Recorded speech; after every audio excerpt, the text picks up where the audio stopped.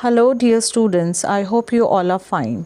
Today I am going to give you the summary of the chapter The Midnight Visitor, Class 10th, CBSE Board, English.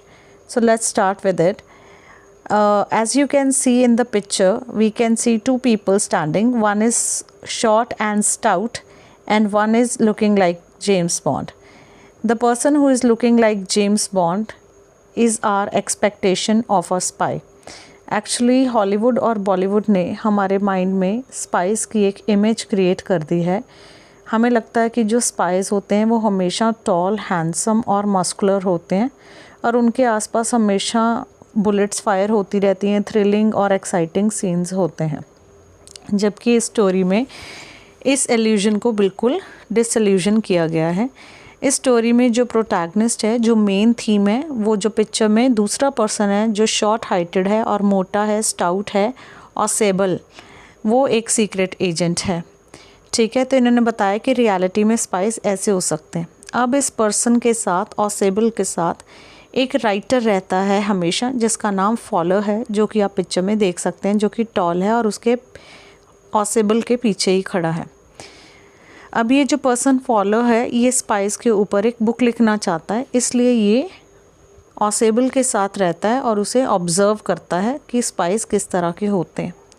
लेकिन जब ये पहली बार Ausable को देखता है तो इसको भी बहुत ज़्यादा शॉक लगता है और इसका जो भ्रम है, जो इल्यूजन है कि अच्छा स्पाइस ऐसे होते हैं, वो टूट जाता है और इसे लगता है कि ऑसेबल एक सीक्रेट एजेंट कैसे हो सकता है, ये टॉल हैंडसम नहीं है और ये बड़ा ही बोरिंग सा पर्सन और बड़ा ही ऑर्डिनरी पर्सन है।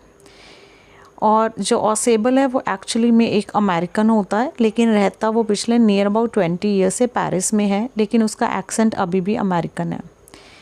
फ़िलहाल वो एक फ्रेंच होटल के एक रूम में रह रहा होता है और ये होटल कोई बहुत अच्छा होटल नहीं होता। इसके कॉरिडोर स्मेली होते हैं, ग्लूमी, डार्क होते हैं और उन कॉरिडोर्स में होता हुआ ये फॉलर को लेके अपने रूम में जैसे ही पहुंचता है और वहाँ की लाइट ऑन करता है तो वहाँ पे ऑलरेडी एक और पर्सन गन पॉइंट करके उनके ऊपर खड़ा होता है और ये जो दूसरा पर्सन है, इसका नाम है मैक्स और ये भी एक सीक्रेट एजेंट है।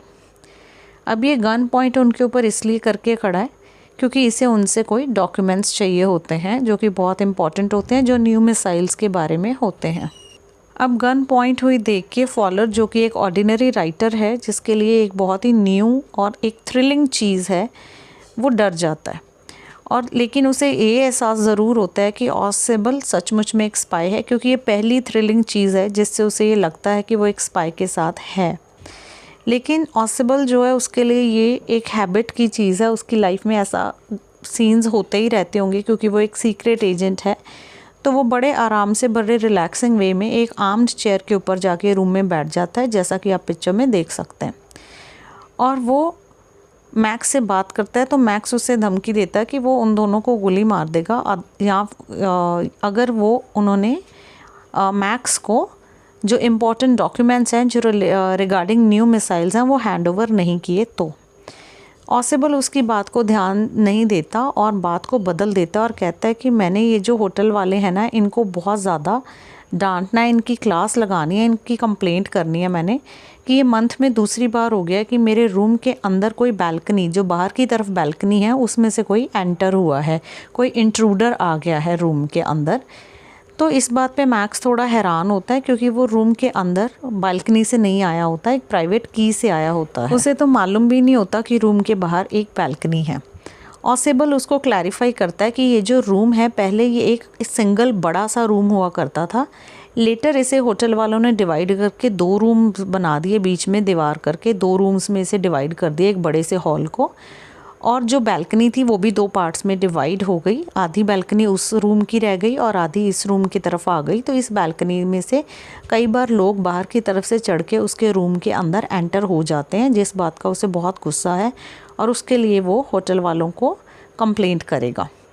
अभी वो ये बात कह ही रहा होता है कि डोर के ऊपर ज़ोर ज़ोर से नॉक होने लगता है। जैसे ही नॉक होता है, मैक्स भाग के विंडो की तरफ चला जाता है और विंडो में एक लेग इधर और एक बाहर की तरफ लटका के वो बैठ जाता है, जैसा कि आप पिक्चर में देख सकते हैं, और गन को पॉइंट करके रखता है ऑसेबल और फॉलर के ऊपर। और वो उन्हें कहता है कि तुम यहाँ से पुलिस जो बाहर डोर पे नॉक कर रही है उसको भगा दो, नहीं तो मैं तुम दोनों को गोली मार दूँगा। अब मैक्स ये एज्यूम करता है कि डोर के ऊपर पुलिस है और ऑसिबल उसे कहता है कि मैंने पुलिस को पहले ही बोल दिया था कि आज मेरे पास बहुत इंपॉर्टेंट डॉक्यूमेंट्स हैं, तो मुझे एक्स्ट्रा प्रोटेक्शन की ज़रूरत है।